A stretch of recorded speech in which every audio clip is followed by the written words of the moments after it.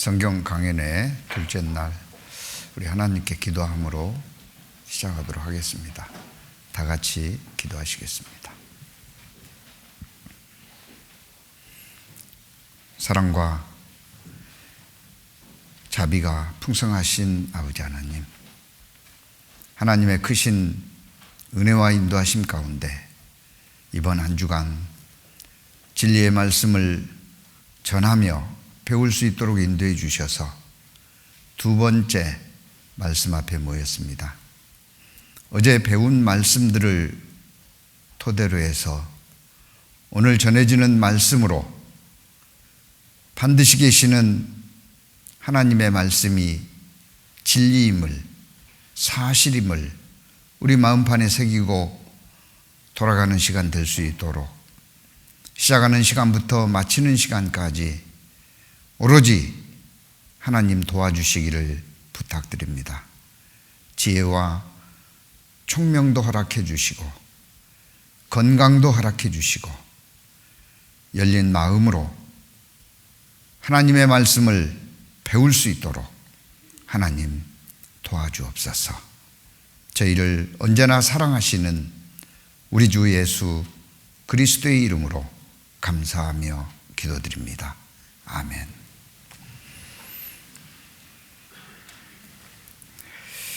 시작하는 말씀으로 요한복음 17장 17절 말씀 제가 읽겠습니다.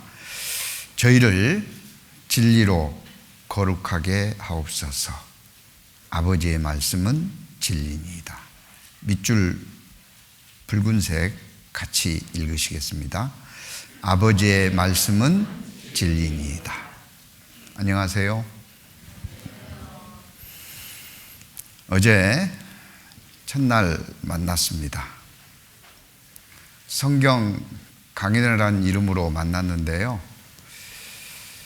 하나님의 형상을 닮은 영적인 존재인 모든 사람은 이 세상으로 끝나지 않고 죽음으로 끝나지 않습니다. 죽음 저편에 저 세상, 영원한 세상이 있기 때문에 반드시 영생을 얻고 남은 생에 사셔야 되기에 성경 강연회로 초대했다고 말씀을 드렸습니다. 그 영생은 예수 그리스도를 믿음으로 인하여 얻는 것인데 문제는 믿어지면 얼마나 좋겠어요. 안 믿어집니다. 아니, 안 믿는데요. 못 믿겠답니다. 왜 이렇게 안 믿어질까요? 자기 자신을 잘 모르기 때문에 그래요. 그래서 소크라테스가 유명한 이야기 했습니다. 요즘 우리나라의 테스형으로 잘 알려졌죠. 뭐라 그랬죠? 너 자신을 알라. 자기 자신이 어떤 존재인지 알면 믿을 수밖에 없습니다. 아니, 믿어져요. 운동을 싫어하는 사람도 자기 자신이 어떤 육체적 환경을 갖고 있는가를 알게 되면 비가 오나 바람이 부나 눈이 오나 운동하러 나갑니다. 백약이 무효라는 사실을 알 때 더더욱 그렇습니다. 나를 어떻게 알 수 있을까요?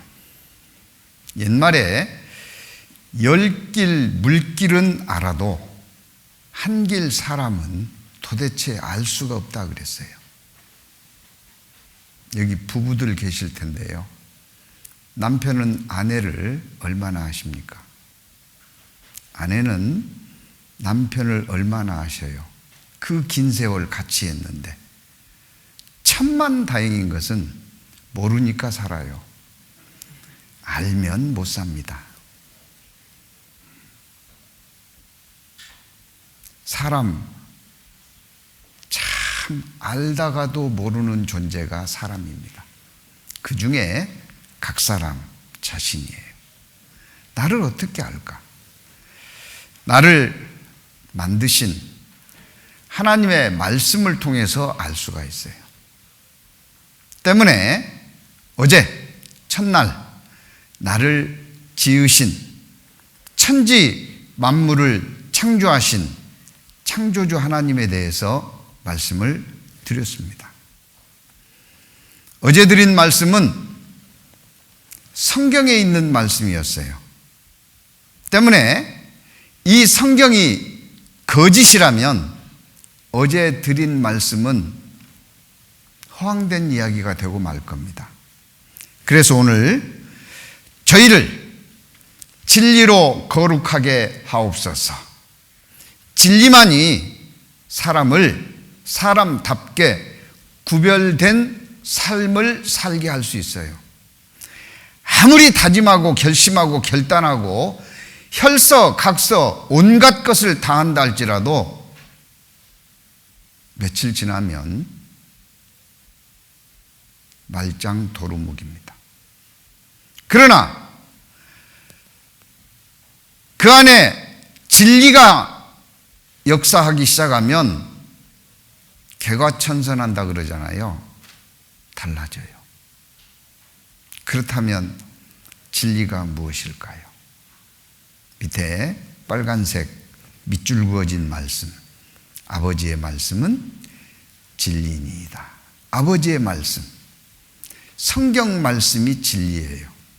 제가 아무리 성경이 진리라고 주장한다 할지라도 믿어져야 문제지 안 믿어지면 소용없는 이야기예요. 혼자 떠들다 마는 이야기일 겁니다. 성경이 사실 진리라는 것을 이해하기 위해서 꼭 진리가 있어야 되는가? 꼭 진리를 우리가 알아야 됩니까? 예, 기준이 필요해서 그래요. 우리나라 이 조그만한 땅덩어리도 수평 위치 기준점이 있고 수직 위치 기준점이 있어요. 가까운 곳에 있습니다. 수원시 영통구에 기준점이 있고 인천광역시 남구 인하로에 기준점이 있어요. 이 기준점을 토대로 해서 측량이 가능하고 그 측량을 해서 네 땅, 내 땅이 구별될 수 있는 겁니다. 이 기준점이 없으면은요, 날마다 싸울 거예요. 저게 내 땅이라고. 이 기준점이 있기 때문에 측량 기사가 측량해서 줄 띄워주면 아무도 반론을 제기하지 않습니다. 기준이 중요한 겁니다. 요게 20cm래요. 어떻게 알 수 있어요? 요게 20cm라는 걸 어떻게 알 수 있습니까? 자가 있기 때문에 알 수 있어요. 자로 재보니까 20cm가 20cm에 해당되는 길이기 때문에 20cm라는 것을 받아들일 수 있습니다. 이 기준인 자와 같은 게 성경이에요. 그 성경이 진리이고 사실이라는 믿음이 있어야만 성경에 기록된 많은 증거들을 받아들일 수 있습니다. 믿을 수가 있어요. 그래서 오늘 참으로 중요한 시간입니다. 성경, 저희를 진리로 거룩하게 하옵소서. 아버지의 말씀은 진리니이다. 성경이 왜 진리라고 할 수 있느냐? 진리의 정의를 먼저 살펴보죠. 진리란 무엇인가? 철학에서는 언제 어디서나 누구든지 승인할 수 있는, 인정할 수밖에 없는 보편타당한 법칙이나 사실을 진리라고 한다고 사전에 나와 있습니다. 논리학에서는 논리 법칙에 일치하는 지식들을 진리라고 이야기합니다. 진리의 공통점은 절대적이라는 거예요. 고무줄이 아닙니다. 보편적이라는 거예요. 어느 시대는 맞고 어느 개인에게는 적용할 수 있지만 다른 사람에게 적용이 안 된다면 보편적이지 못합니다. 절대적이고 보편적이고 그게 변하면 안 됩니다. 절대적 사실, 보편적 사실, 불변적 사실을 진리라 그래요. 그래서 조금 더 이해를 돕기 위해서 우리가 어려서부터 자주 접했던 수학, 화학, 생물학, 물리학의 진리들을 좀 살펴보죠. 먼저 수학적 진리입니다. 8 나누기 2 가로 열고 2 플러스 2 가로 닫고 얼마입니까? 얼른 계산해 보세요. 예? 얼마예요? 1이요? 하하, 안타깝습니다. 그럴 줄 알았어요. 접어서 버려야 될 것 같습니다. 수학적 진리를 받아들이셔야 돼요. 그거 1이라고 주장하면 안 됩니다. 자, 계산해 보죠. 가로 안에 것 먼저 한다 그러죠. 그래서 8 나누기 2 가로 열고 4 가로 닫고입니다. 이 가로는 무엇을 의미하죠? 곱셈을 의미합니다. 이렇게 바꿔 쓸 수 있죠. 그렇죠? 곱하기와 나누기는 순서대로 앞에서부터 계산한다고 초등 때 배웠죠? 그러면 8 나누기 2부터 계산해야 되죠? 얼마죠? 4입니다. 곱하기 4 얼마죠? 16이에요. 근데 왜 1이라고 그랬어요? 수학적 진리를 무시했기 때문에 그래요. 제 스마트폰으로 계산을 해봤습니다. 스마트폰 앱 어플에 공학 계산기가 있거든요. 8 나누기 2 가로 열고 2 플러스 2 가로 닫고 했더니 16이라고 나왔어요. 방금 1이라고 대답하신 분 이렇게 착각한 겁니다. 중괄호가 하나 더 있으면 1이 돼요.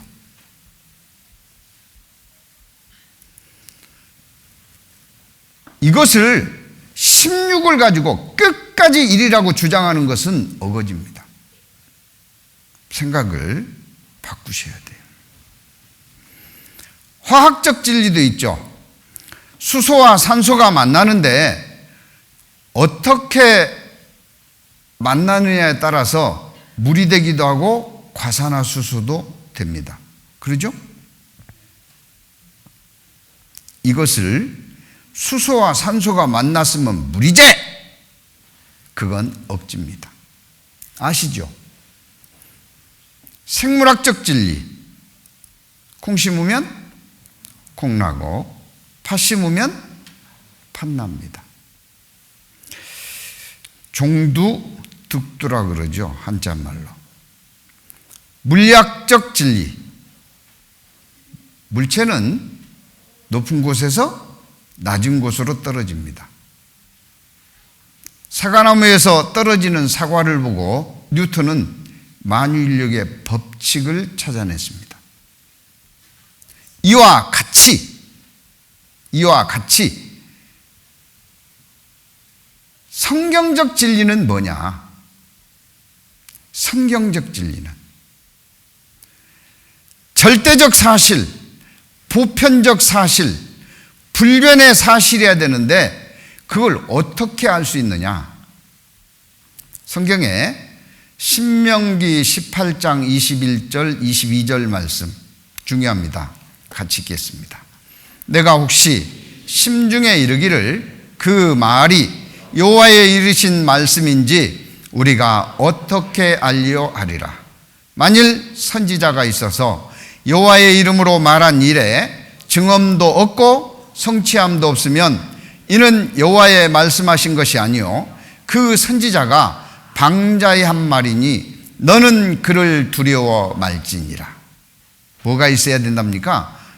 증거입니다. 성취, 예언이 이루어져야 된다는 거죠. 그래서 과거의 기록과 미래의 예언을 통해서 증거와 성취함이 있을 때 성경적 진리, 사실이라고 말할 수가 있습니다.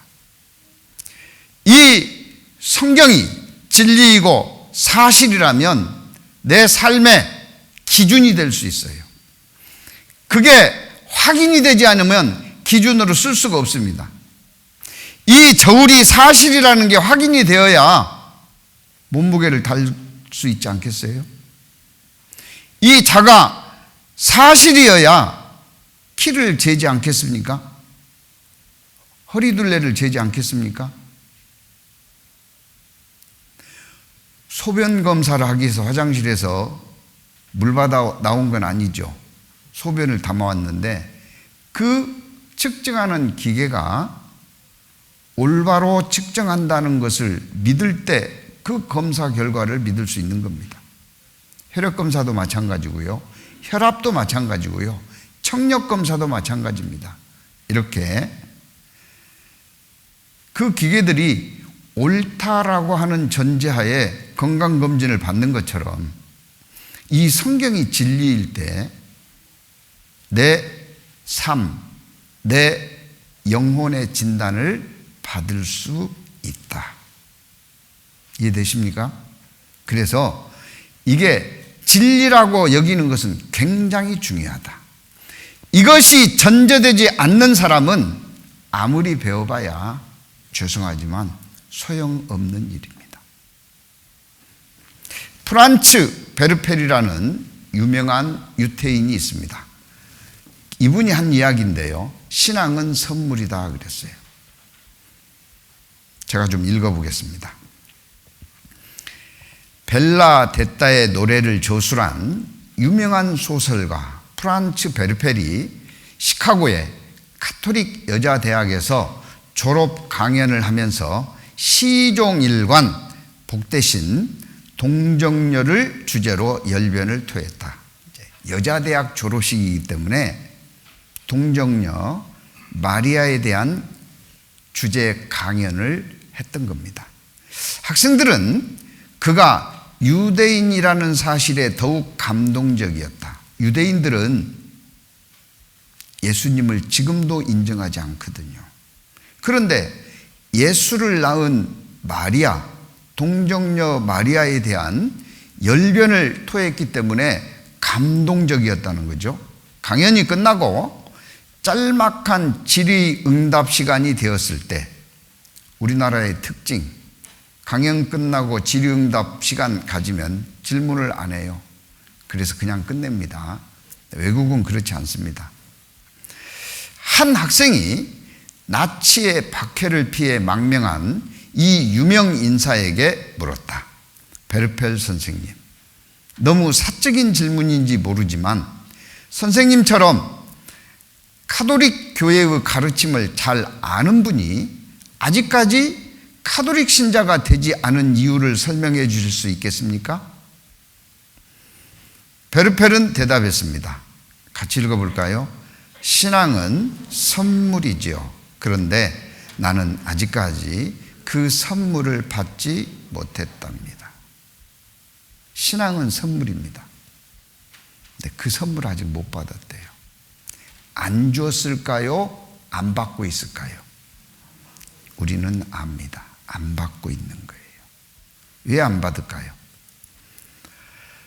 히브리서 3장 15절 말씀에 성경에 일렀을 오늘날 너희가 그의 음성을 듣거든 노하심을 격동할 때와 같이 읽습니다. 너희 마음을 강팍해 하지 말라. 마음을 강팍하게 가지면 안 된다는 겁니다. 즉 어제 말씀드린 것처럼 뭘 깨야 돼요? 고정관념을 깨고 무엇이 사실인지 무엇이 진리인지 들어보자. 그런 마음이 돼야 돼요. 그럴 때 선물을 받습니다. 예수님이 제자들에게 말씀을 듣고 선물을 받는 자에 대한 이야기를 씨 뿌리는 비유로 설명했습니다. 그 씨 뿌리는 비유를 잠깐 말씀드리면 밭에다가 씨를 뿌리는데 그 밭이 네 종류가 있다라고 설명했어요. 이게 무슨 자죠? 예? 밭전자는 밭이 네 덩어리라는 뜻입니다. 믿거나 말거나. 그 네 덩어리 밭이 길가 같은 밭이 있고 돌짝 밭이 있고 가시밭이 있고 옥토 좋은 밭이 있다라고 예수님 말씀하셨어요. 길가 같은 밭은 어떤 밭이냐? 씨를 뿌리는 자가 그 씨를 뿌리러 나가서 뿌릴새. 더러는 길가에 떨어짐에 같이 읽습니다. 밟히며 공중의 새들이 먹어버렸고. 밭에 떨어지지 않고 어디에 떨어졌다고요? 길가에 떨어졌습니다. 이것을 제자들이 잘 이해하지 못하니까 풀이를 해 주셨어요. 누가복음 8장 12절에 길가에 있다는 것은 말씀을 들은 자니, 씨를 뿌렸다는 것은 우리 마음밭에 말씀이 전해졌다는 겁니다.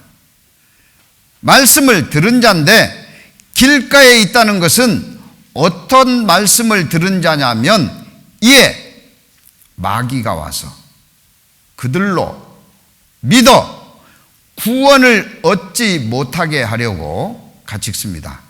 말씀을 그 마음에서 빼앗는 것이요.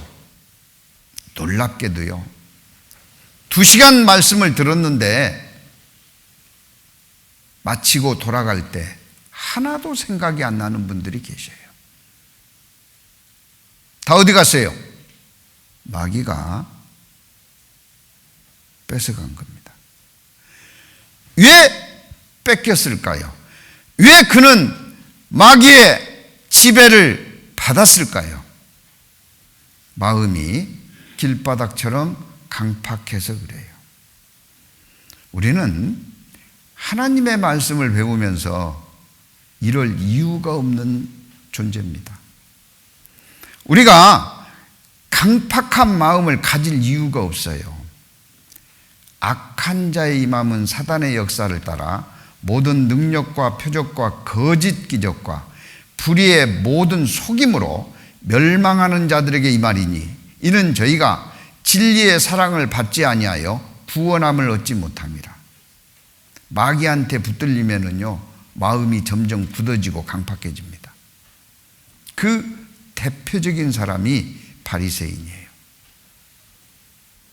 하나님의 말씀을 배우면서 자기 한 일만 생각하고 있어요. 나는 일에 2번씩 금식하고 또 소득의 11조를 드리나이다. 지금 자기 한 일 생각하려면 뭐 하려고 말씀 들으러 왔어요? 자기 한 일은 접어놓고 이 시간은 말씀을 배우는 시간입니다. 내가 옛날에 이렇게 살았다. 무슨 소용이 있어요? 길바닥 같은 마음이고 마귀 지배하에 있는 마음이고 강팍한 마음입니다. 들었던 말씀이 놀랍게도 하나도 생각이 안 날 거예요. 구원함을 받을 수 없습니다. 안타까운 것은 그런 마음의 상태에 있으면서도 기어이 구원이라고 믿고 주장하는데요. 가면 쫓겨납니다. 그날에 많은 사람이 내게 와서 이르되 주여 우리가 주의 이름으로 선지자 노릇하며 주의 이름으로 귀신을 쫓아내며 주의 이름으로 많은 권능을 행치 아니하였나이까 하리니 그때 저희에게 밝히 말하되 나는 너희를 도무지 알지 못하노니 불법을 행하는 자들아 내게서 떠나가라 하리라. 쫓아냈어요. 잘 믿고 다녔는데 쫓겨나는 게 마태복음 7장에 기록되어 있습니다. 돌밭에 있다는 것은 더러는 바위 위에 떨어짐에 길바닥 같은 굳어진 땅을 파보면은요, 어마어마한 돌이 나옵니다. 저는 실제 파봤어요. 실험맨이거든요. 돌이 그렇게 많이 나올 것은 차마 상상도 못했습니다. 어마어마한 돌이 나와요. 뭐 어찌 생각하면 흙보다 돌이 많아 보여요. 그래서 씨앗이 바위에 떨어진 겁니다. 그러나 잘 아시는 것처럼 씨앗 속에는 발화할 수 있는 환경만 갖춰지면 싹이 나요. 그래서 떨어지는데 싹이 난 겁니다.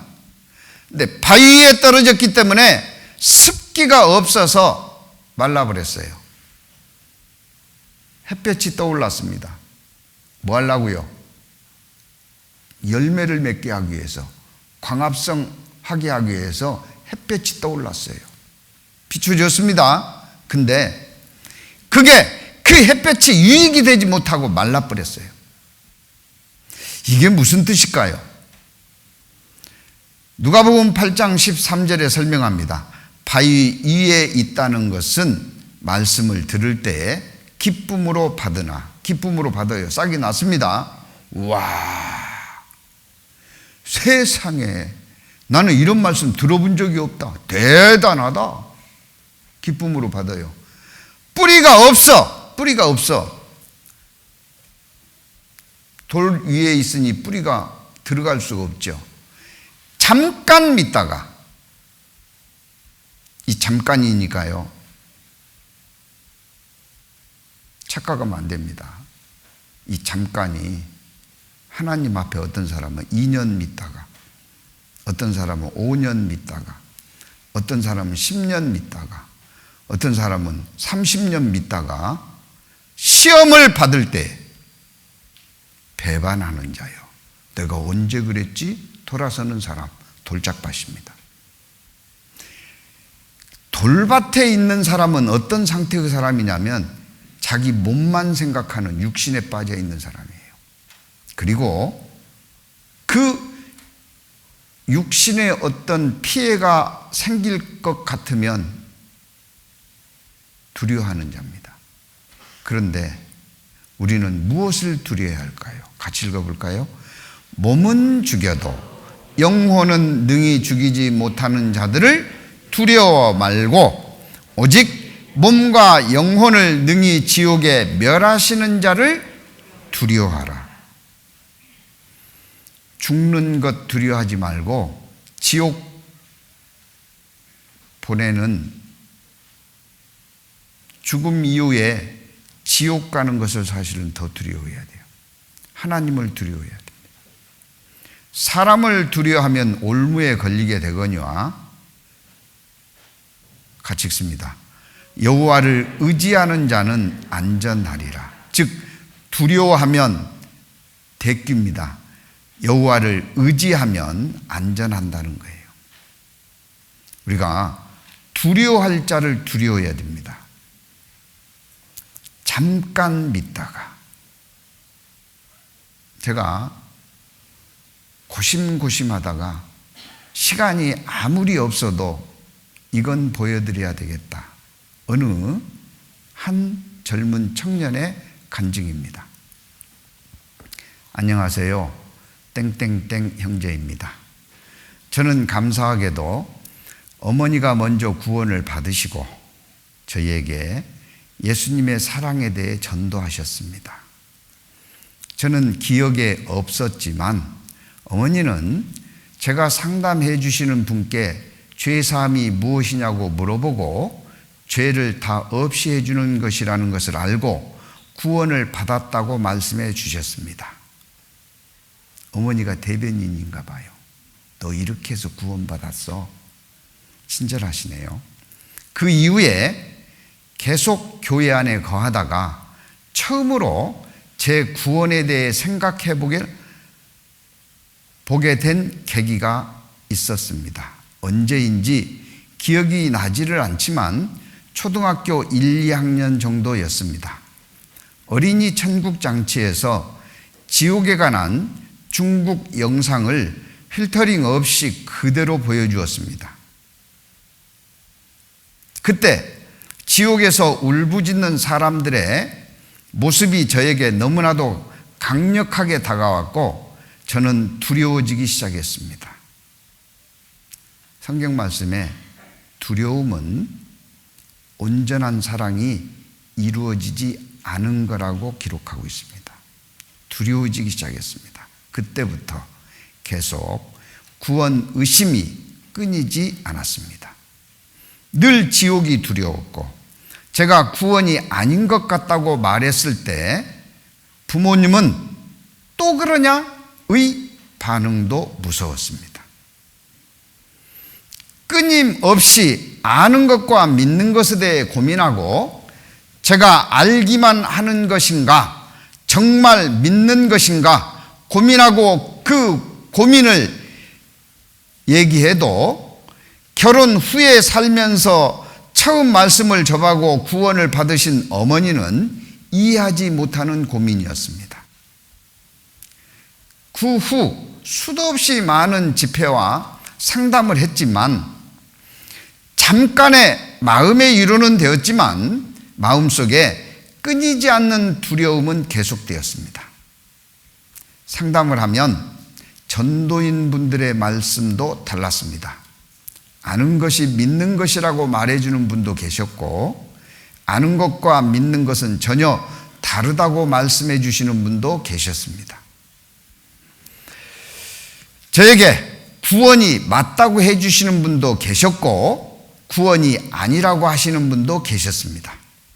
그래도 항상 모든 분들이 처음 듣는 마음으로 전도 집회를 들어보라고 말씀해 주셨지만 저는 이미 다 아는 말씀인데 어떻게 처음 듣는 마음으로 말씀을 들을 수 있는지 이해되지 않았습니다.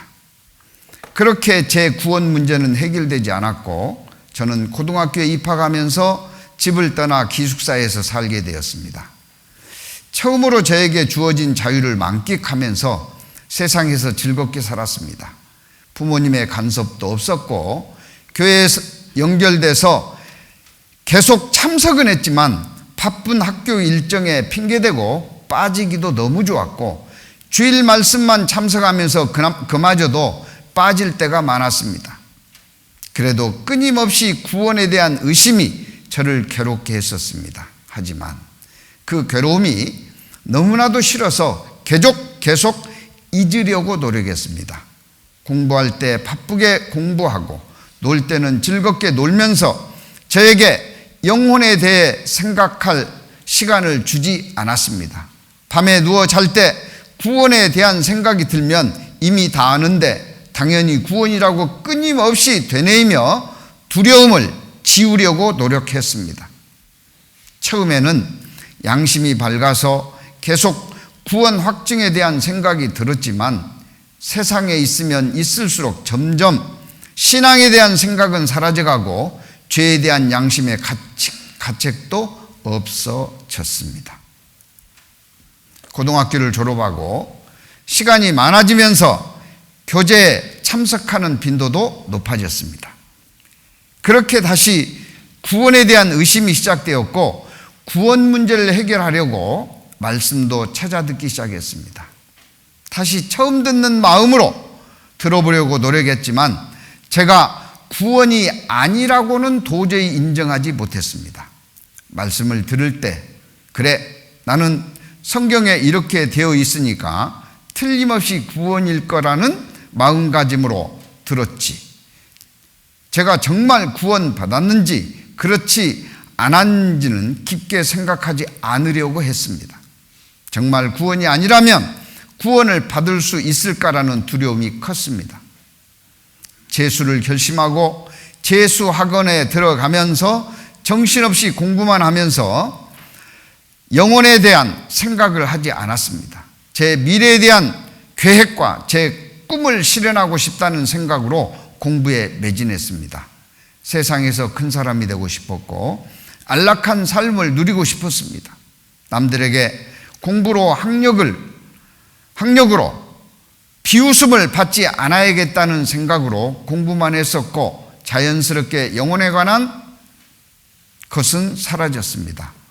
그렇게 1년이 지나고 수능을 보았고 집에 오면서 다시 교제에 참석할 수 있는 시간이 많아졌습니다. 그래도 양심은 있기에 이제는 교회 안에서 바르게 살아야겠다는 생각이 점점 생겼습니다. 하지만 교회가 제 삶의 전부는 되지 않았습니다. 세상에서 성공하는 것이 저에게 1순위 목표였고 교회에서 바르게 살려는 것은 항상 2순위였습니다. 그런 마음가짐으로 대학에 들어왔고 들어오면서 그래도 내가 이제부터는 술은 끊자라고 마음 먹었습니다.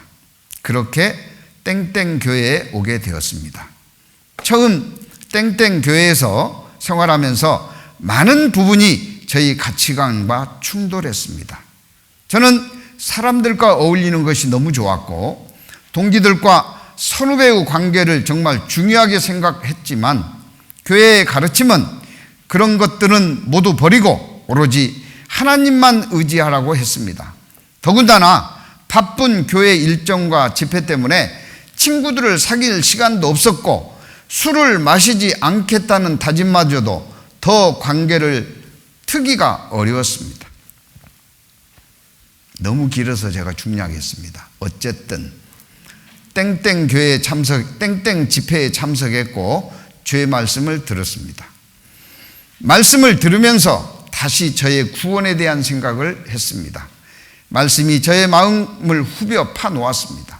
잠깐 믿다가 시련이 오면 배반하는 자의 잠깐이 2년, 5년, 10년일 수 있다는 말씀과 정말 구원이 아니라면 그 양심이 너 구원 아니야라고 말한다는 말씀이 저에게 박혔습니다. 말씀을 듣고 집에 돌아와 많은 생각을 했습니다. 생각을 하면 할수록 모든 증거들은 제가 구원이 아니라는 사실을 얘기하고 있었습니다. 이런 갈등을 하고 있는 사람이라면 잠깐 시험을 받고 있는 게 틀림없을 겁니다. 가시밭이 있어요. 세 번째 밭입니다.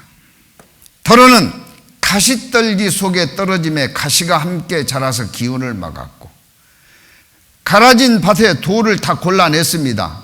고운 흙만 있는데 안타깝게 뿌리지도 않은 잡초가 먼저 자라기 시작합니다. 가시밭입니다. 예수님이 이렇게 설명하셨습니다. 가시떨기에 떨어졌다는 것은 말씀을 들은 자니 지내는 중 이생의 염려와 재리와 일락의 기운이 막혀 온전히 결실치 못하는 자요. 그 가시밭은 세상의 지배를 받아서 유혹에 끌린 마음입니다. 세상 유혹에. 같이 읽어볼까요? 우리의 돌아보는 것은 보이는 것이 아니요 보이지 않는 것이니 보이는 것은 잠깐이요 보이지 않는 것은 영원함이니라. 이 세상 건요 영원하지 않습니다. 이 세상도 그 정력도 지나가되 오직 하나님의 뜻을 행하는 이는 영원히 거하느니라.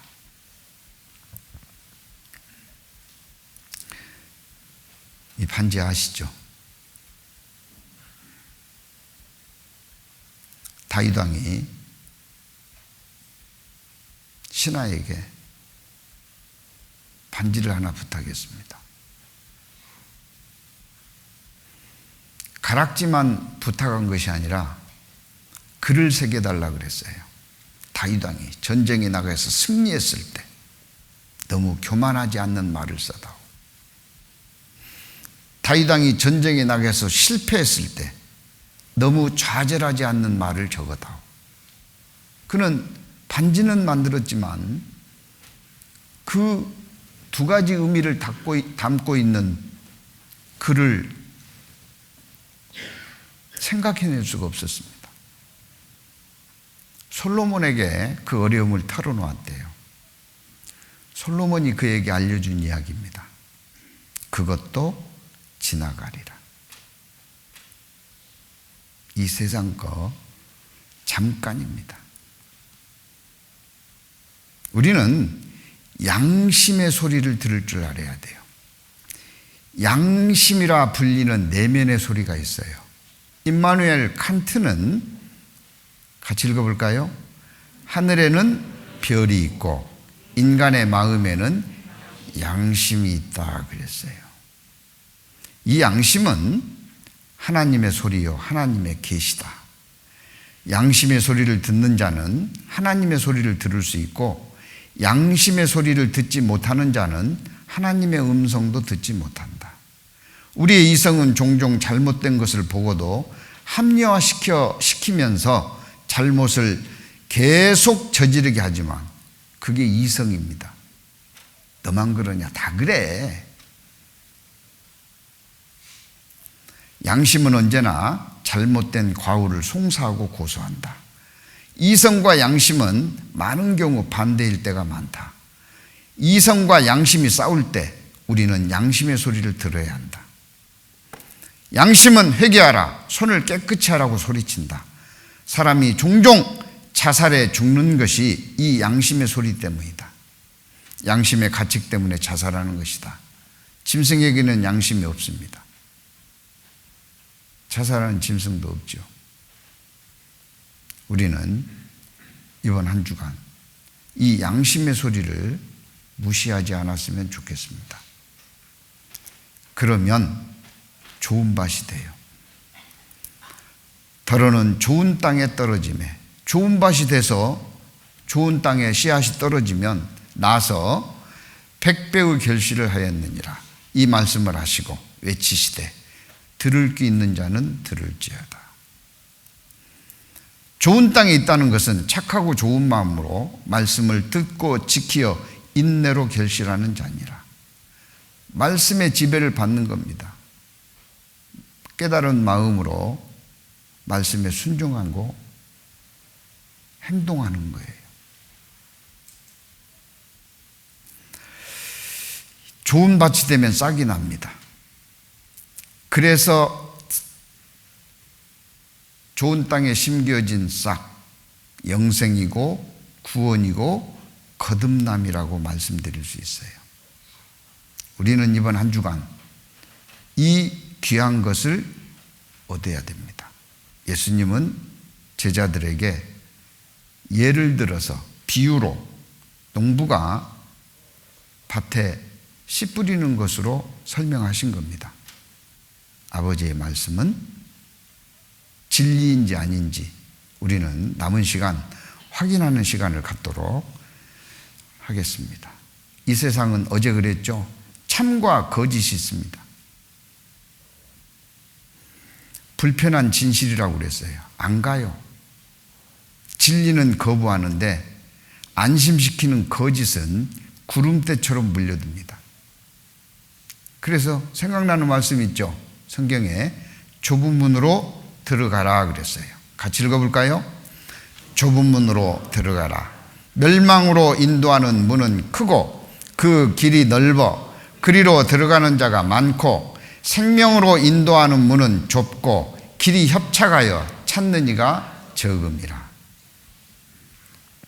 어떤 길은 사람의 보기에 바르나 필경은 사망의 길이니라. 하나님 앞에 좁은 길을 선택하기 바랍니다. 이것이 그러한가 새겨들으시기 바랍니다. 양심의 소리를 무시하지 않기 바랍니다.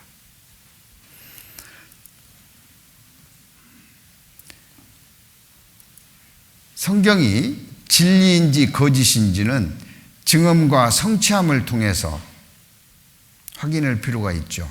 조금 예를 들어 보겠습니다. 둘이 헤어졌어요. 30년 헤어졌습니다. 잃어버린 30년, 아주 80년대에 우리나라 세계 유네스코에 등재될 만큼 센세이션을 일으켰습니다. 보육원에서 헤어진 남매, 친남매인지 뭘로 확인했느냐? 헤어진 날 날씨가 흐렸고 이발소집에서 헤어졌다는 것을 둘이 기억하고 있습니다. 그게 일치가 됐어요. 그러면 남매예요, 아니에요? DNA 검사 해볼 필요 있어요, 없어요? 없습니다.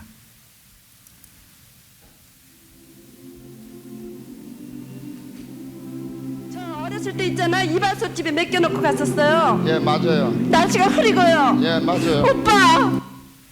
두 개 확인하고 뭐래요? 바로 오빠 그래 부르잖아요. 예?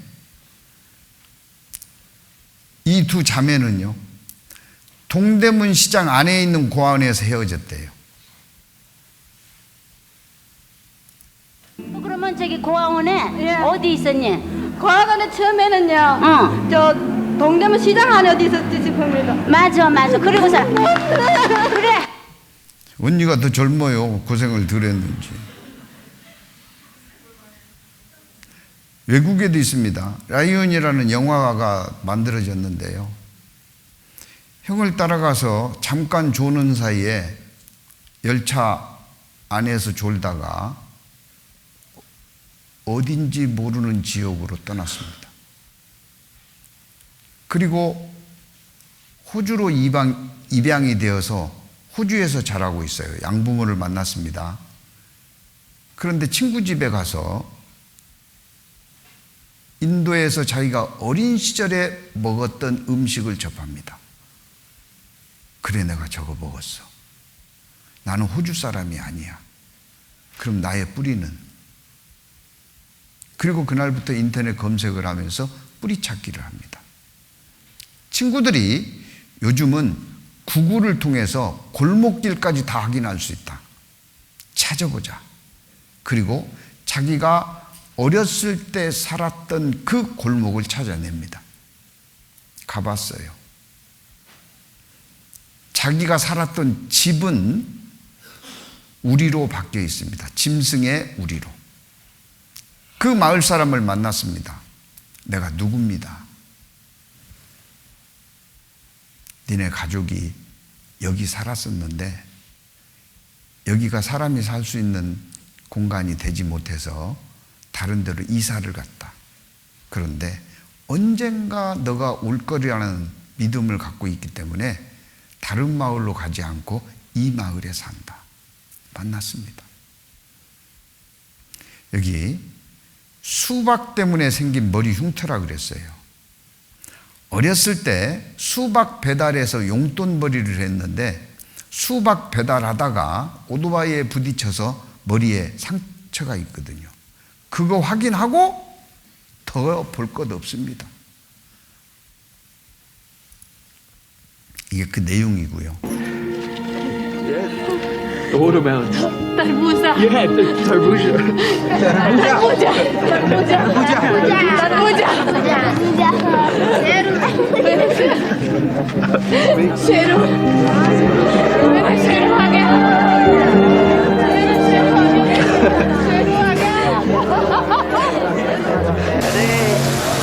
ये ले अच्छा जा तुझे दिया जा 배달비입니다.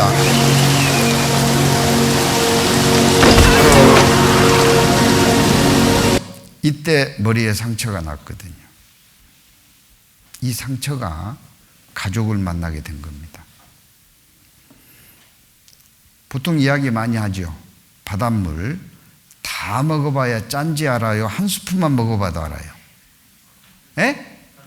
한 스푼만 먹어봐도 아는데 기어이 다 먹으려면 먹어야죠.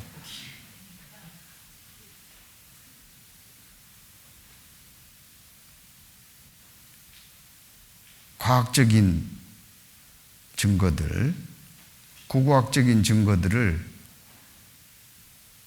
허용된 시간 내에서 살펴보도록 하겠습니다. 성경이 하나님의 말씀, 진리라고 하는 과학적인 증거들 많이 있습니다. 다 볼 수는 없고요.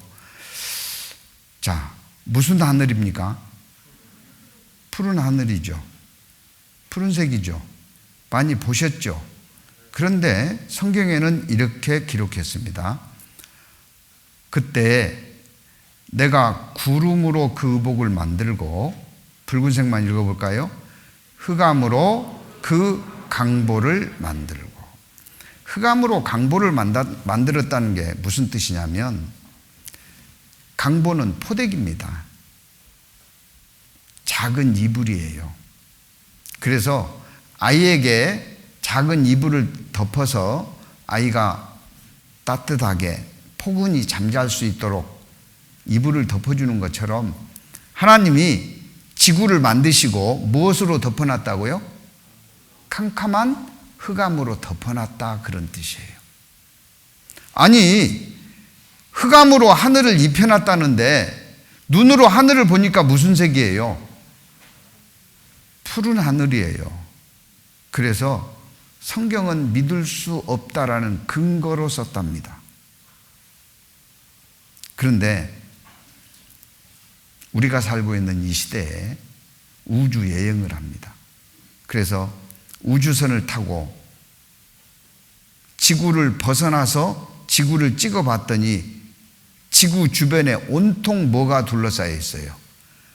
흑암의 강보가 있는 겁니다. 정확하게 기록해놨어요? 딴소리 해놨어요? 정확하게 기록해놨습니다. 어떤 할머니 보세요. 3,500년 전에 기록한 성경에 지구를 캄캄한 것으로 덮어놨다는데 사람이 볼 때는 푸른 하늘이었습니다. 성경이 틀린 것 같았지만 지구를 떠나서 지구 전체를 보니까 흑암으로 덮인 것이 맞다는 게 확인됐습니다. 이러면 이 성경은 옳은 거예요, 틀린 거예요? 옳은 거지요. 현대 과학이 밝혀내기도 전에 3,500년 전에 감히 이 말을 기록해 할 수 있는 분은 땅과 하늘을 만드신 분이 그리할 수 있을까요? 전혀. 잠꼬대 하듯이 그런 이야기 할 수 있을까요? 누가 할 수 있겠습니까? 만드신 분. 만드신 분만이 할 수 있는 이야기입니다. 의복으로 덮어놓으셨다.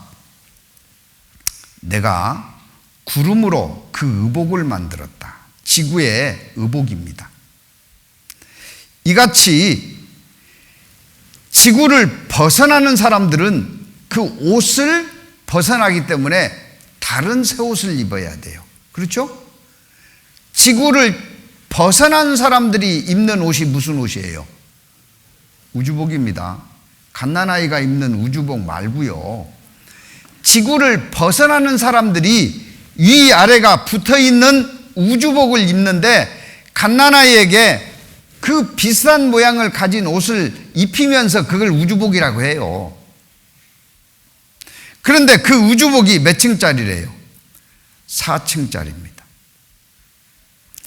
이 4층짜리 우주복만이 이 우주인을 보호할 수가 있어요.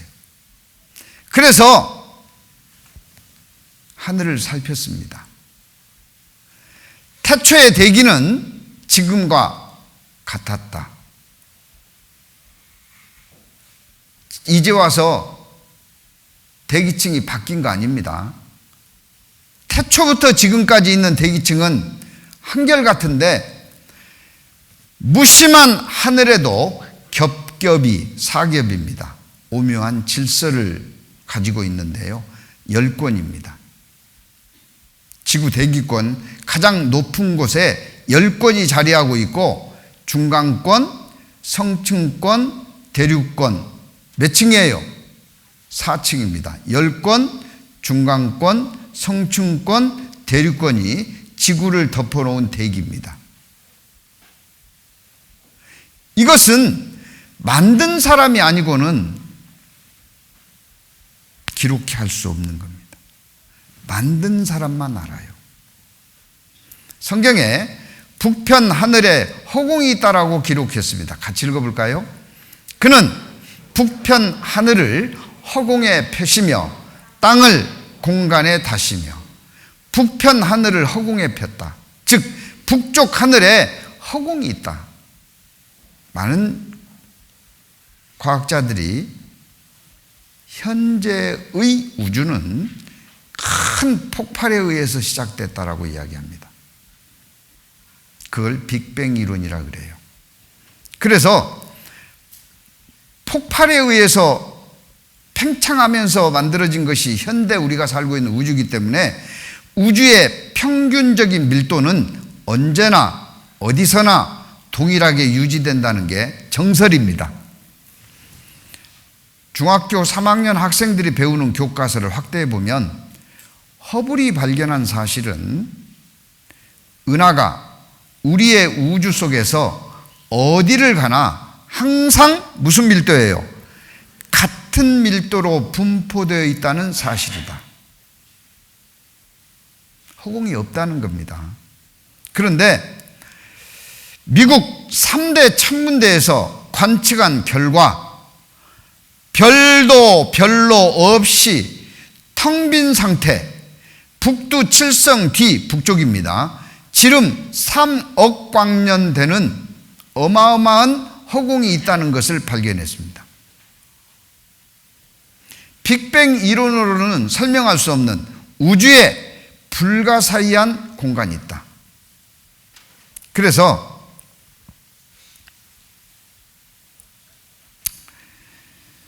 폴 세크터 박사는 우주에 이러한 빈 공간이 있다는 사실은 현재로서는 이해하기 어려운 문제다 라고 전제하고 우주 생성 이론이 근본적으로 흔들릴지도 모르겠다고 말하고 있다. 성경이 만드신 하나님의 말씀이 아니라면 기록할 수 없는 내용들이 기록이 되어 있습니다. 과거에 많은 철학자, 수학자, 과학자들이 각기 여러 모양의 지구를 설명했습니다. 유일하게 성경은 공간에 달려있고 땅이 공간에 달려있고, 여러분 상식적으로 생각해 보셔요. 이 컵뚜껑 하나도 공간에 매달 수 있어요, 없어요? 놓으면 어떻게 될까요? 놓아볼까요? 큰일 나죠. 공간에 컵뚜껑 하나도 매달 수 없는데 땅이 공간에 달려있답니다. 끈도 없이. 그리고 그 땅은 영어 성경에 구면으로 돼 있대요. 편편한 것이 아니고. 이제는 지구 전체를 볼 수 있습니다. 1543년 코페르니쿠스가 지구는 우주 공간에 떠 있고 회전한다라고 발표했어요.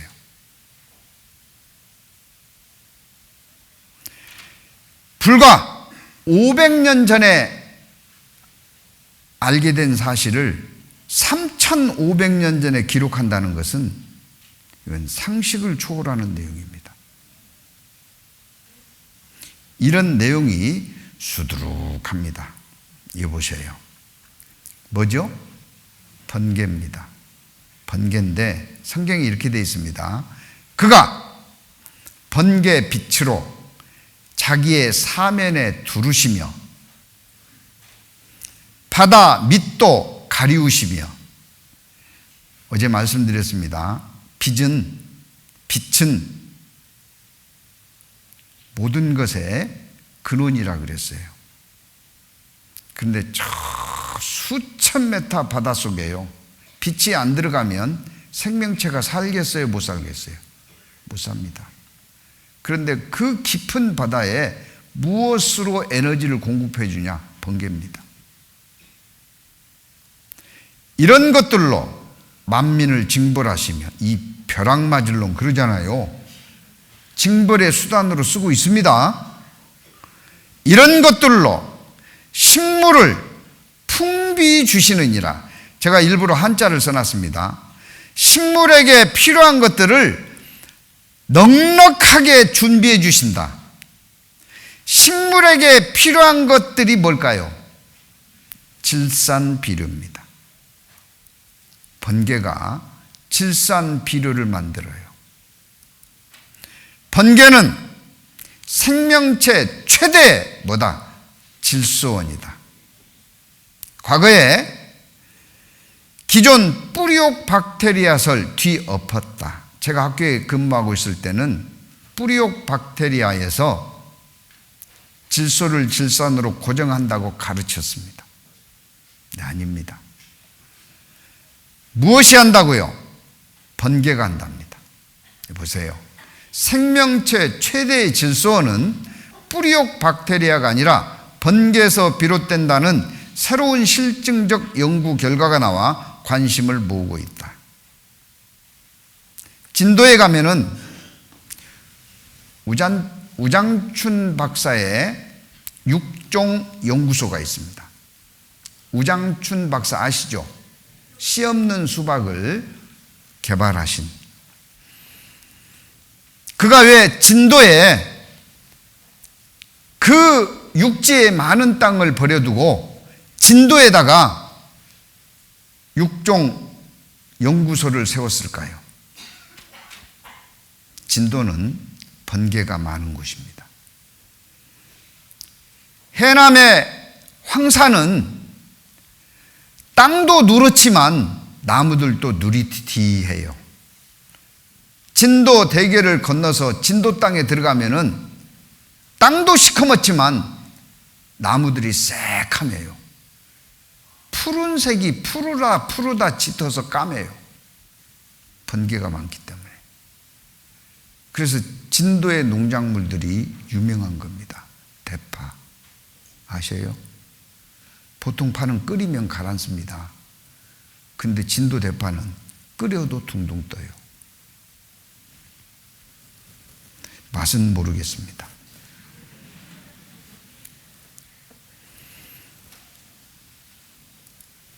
토끼 아십니까? 제가 구원받고 나서 학생들에게요, 창조에 대한 이야기를 많이 했습니다. 성경이 사실이라는 이야기 많이 했습니다. 한 학생이 저를 찾아왔어요. 선생님, 토끼는 새김질을 합니까 안 합니까? 이 토끼입니다. 토끼는 위 밥통이 하나입니다. 새김질을 안 한다고 가르쳤거든요. 밥통아, 저희 동네에서는 좀 미련한 행동하면 밥통이라 그러거든요. 전문 용어죠. 밥통아, 토끼는 밥통이 하나이기 때문에 새김질을 못해. 몇 번이나 이야기해야 돼. 새김질을 하려면 이 소처럼 위가 여러 개야 돼. 맞죠? 그래. 그렇다니까. 근데 이 녀석이 저한테요, 성경 한번 볼까요? 그래. 오, 그래? 오, 그래야지. 레위기 11장 6절을 보세요. 토끼도, 빨간색만 읽어볼까요? 새김질은 하되. 뭐요? 아까 제가 토끼는 밥통이 몇 개라고 했어요? 한 개이기 때문에 새김질 한 됐어요? 못 안 됐어요? 못 안 됐다고 과학책에 기록되어 있습니다. 학교에서요, 어류를 가르칠 때 물고기 가지고 해요. 그래서 붕어 해봤을 거예요. 양서류를 가르칠 때 개구리 가지고 합니다. 파충류를 가르칠 때 뱀 가지고 하는데 뱀으로는 못하고 뱀 표본으로 합니다. 조류를 가르칠 때 닭 표본으로 해요. 토끼를 가르칠 때 포유류를 가르칠 때 토끼 표본으로 합니다. 그래서 토끼를 배우는 거예요. 그런데 새김질 하지 않는다고 가르쳤고 설명했는데 성경에 뭐라고 되어 있어요? 토끼도 새김질은 하되. 사실은 성경을 몇 번 읽었는데 여기는 처음 본 것 같아요. 제가 순간 당황했지만 정신을 차렸어요. 토끼 새김질 한다. 그랬더니 이놈이 죽으려고 그래요. 금방 말 바꿨잖아요. 새김질 한다 그래요. 증거 내놓으세요. 그래. 없어.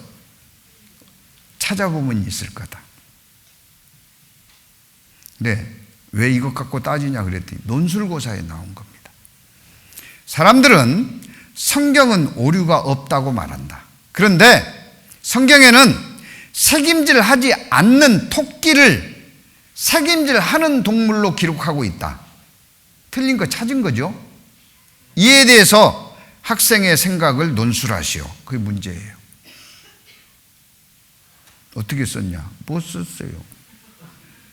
저한테 책임지래요. 증거를 찾았습니다. 네, 보시면은요.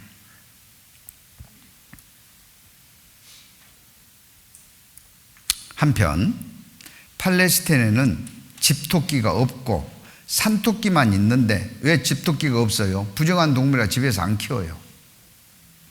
성경과 탈무드, 아랍어 성경 등은 산토끼를 반추 동물로 기록하고 있다. 레위기 11장 6절입니다. 아까 보셨죠?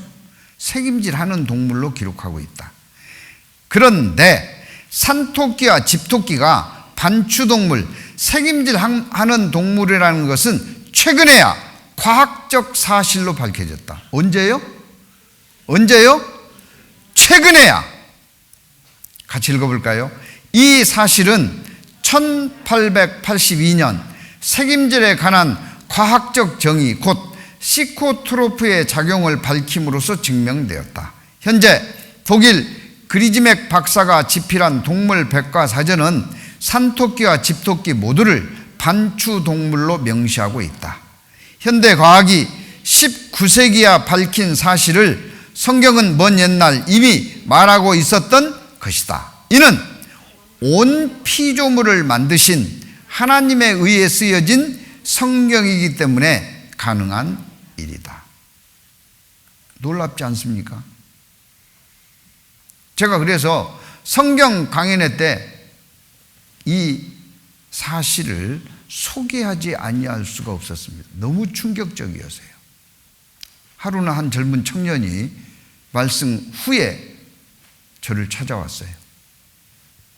지금은 색임질하는 동물로 가르칩니다. 그러면서 자기가 수의학과 학생이라는 걸 밝히고 교과서를 복사해서 저에게 보내준 겁니다. 굴토끼의 2번 누는 똥 이야기해서 죄송한데요. 음식을 먹습니다. 그냥 팼습니다. 녹색, 그리고 똥을 싸요. 녹색 동그란 거 첫 번째 똥입니다. 그런데 이걸 다시 먹어요. 그래서 색임질을 하는 거예요. 유는 하나밖에 없지만. 그리고 소화시켜서 파랑색 선 따라서 2번째 똥, 굳은 똥을 내놓습니다. 호기심 천국에서 놓칠 리가 없죠. 토끼는 자기 대변을 먹지 못하면 죽는다. 하나님은 이런 특별한 해부학적 구조를 가지고 있는 토끼를 만드시고 색임질하게 하셨습니다. 그리고 성경에 현대 과학이 밝히기 전에 색임질하는 동물로 기록해 두셨어요. 확인하고 믿을 수 있도록. 이런 내용이 너무 많습니다. 성경이 과학적으로 입증되었기 때문에 진리가 아닙니다. 하나님의 말씀이기 때문에 과학적으로 입증된 겁니다. 진리이기 때문에 과학적으로 입증된 거예요. 고고학적인 내용들을 살펴보겠습니다. 인류의 최초 발생지라고 알려져 있는 메소포타미아 문명에 관련된 내용이 성경 창세기 2장부터 11장까지 기록되어 있습니다. 그런데 사람들은 그걸 신화라 그래요. 메소포타미아 신화라고 이야기합니다. 창세기 2장부터 창세기 5장까지 에덴 동산에 관한 이야기가 기록되어 있고, 창세기 6장부터 창세기 9장까지 대홍수 이야기, 창세기 10장, 11장에 바벨탑에 대한 이야기가 기록되어 있는데 신화랍니다. 여러분, 신화라면 증거가 있을까요? 없을까요? 없습니다. 근데 만약에 근거가 있다면, 증언이 있다면 신화일까요? 사실일까요? 사실입니다. 창세기 2장부터 기록되어 있는 에덴 동산에 대한 이야기를 제가 이렇게 수직선으로 표시를 해봤습니다.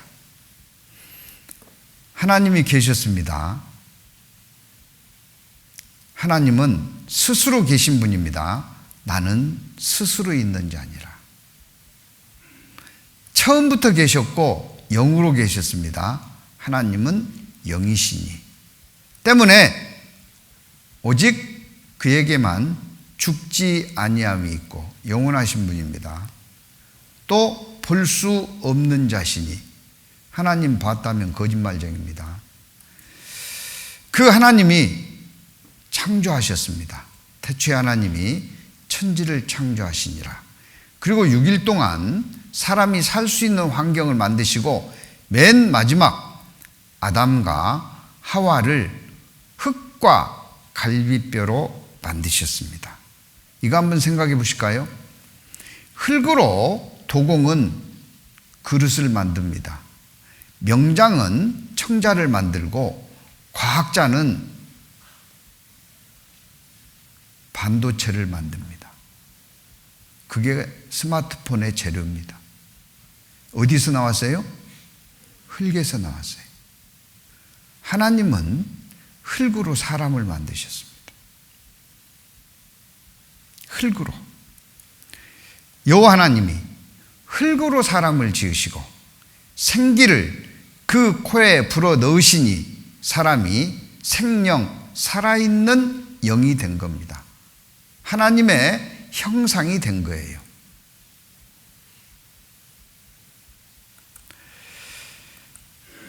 하와는 어떻게 만들었느냐? 아담이 독처하는 것이 하나님 보시기에 좋지 않았습니다. 여호와 하나님이 아담을 깊이 잠들게 하심에 잠들매 그가 그 갈빗대 하나를 취하고 살로 대신 채우시고 여호와 하나님이 아담에게서 취하신 그 갈빗대로 여자를 만드시고 그를 아담에게로 이끌어오시니 하와가 태어났습니다. 뭘로 만들었어요? 뼈로, 갈비뼈로 만들었어요. 도공은 갈비뼈로 본 차이나를 만듭니다. 명장은 그 갈비뼈로 공예품을 만들고 고대인들은 그 갈비뼈로 피리를 만들어서 불었어요. 하나님이 갈비뼈로 하와 만들 수 있어요, 없어요? 있지요. 만드셨습니다. 그리고 에덴을 그들에게 보금자리로 주셨습니다. 말씀하셨어요. 동산 중앙에 선, 악을 알게 한 나무의 실과는 먹지 마라.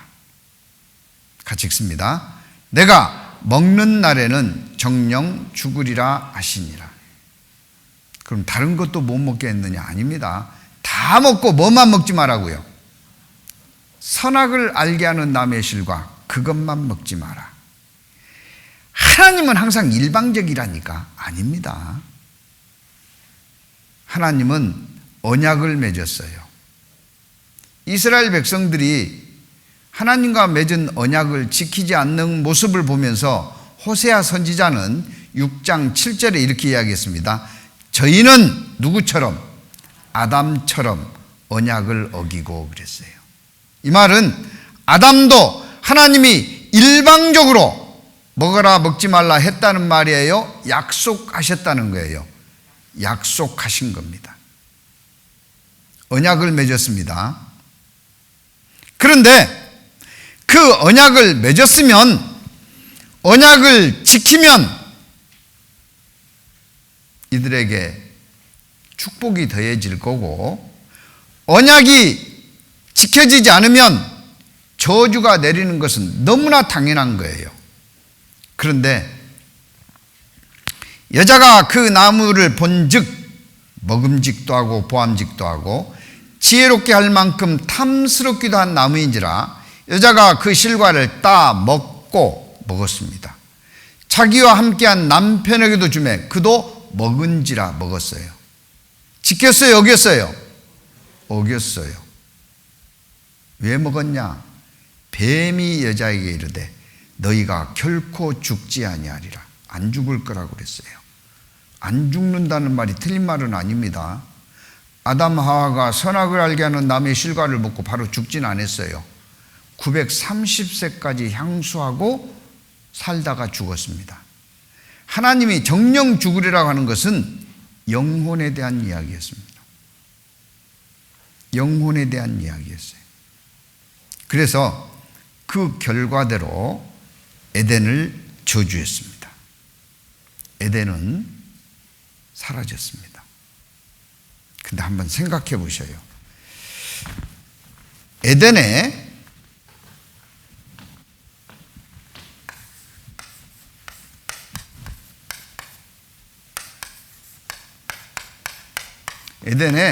식물과 동물과 사람, 아담, 하와가 있습니다. 이 식물과 동물은 누구를 위해서 만들었어요? 아담, 하와를 위해서 만들고, 아담, 하와는 누구를 위해서 만들었어요? 하나님을 위해서 만들었습니다. 하나님의 무엇을 위해서 만들었느냐? 사랑의 짝입니다. 보세요. 하나님은 몇 분이셔요? 한 분이기 때문에 하나님입니다. 존칭어. 하나님 혼자 계셔요. 아무도 없었습니다. 이렇게 예를 들어보죠. 오산에 있는 모든 것을 여러분 누구 한 분에게 드리겠습니다. 받을래요? 안 받을래요? 아파트 다 드릴게요. 받을래요? 안 받을래요? 예? 받아요. 조건이 하나 있어요. 영원히 혼자 있어야 돼. 받을래요? 안 받을래요? 왜 바뀌었어요? 하나님께 모든 것이 다 있어도 혼자 계시니까요. 여러분, 고독을 하십니까? 그래서 하나님은 함께 할 자, 사랑의 대상이 필요했습니다. 그래서 이 사랑은 형질이 같아야 돼요. 영적인 존재인 아담과 하와를 만드시고 영원히 함께 사랑을 나누기 위해서 언약을 한 겁니다. 그 언약의 조건을 만족해 하는 시험 문제가 선악과였어요. 먹어버렸어요. 그래서 약속대로 전체 에덴 동산을 저주해버린 겁니다. 그래서 지금 에덴 동산이 이 땅에 없습니다. 그러니까 신화라고 하는 거예요. 신화라고.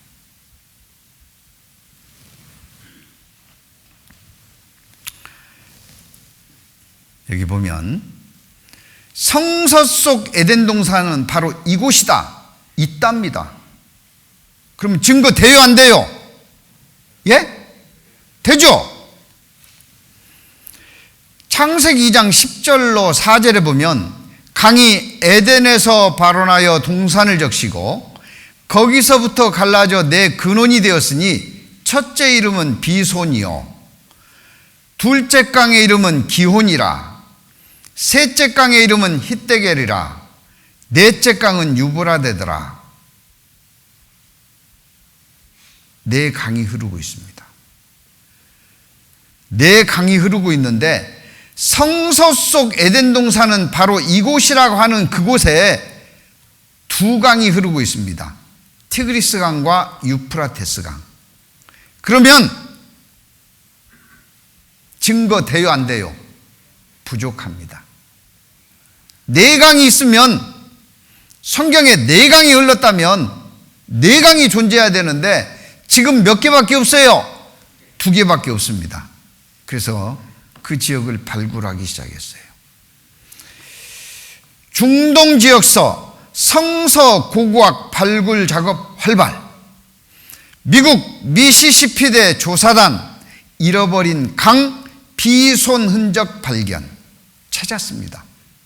그래서 티그리스와 유프라테스는 현재도 실존하고 있고, 참고로 제가 유프라테스강 아타투르크댐 하류 지역에서 세수하고 온 사람이에요. 내려가서 제가 직접 세수하고 왔습니다. 지금 유유자작 흐르고 있습니다. 사라진 강 같이 읽습니다. 비손과 기온, 첨단 과학이 규명 밝혀냈다. 고대 강줄기를 찾아냈습니다. 기혼과 비손, 강줄기를 찾아냈어요.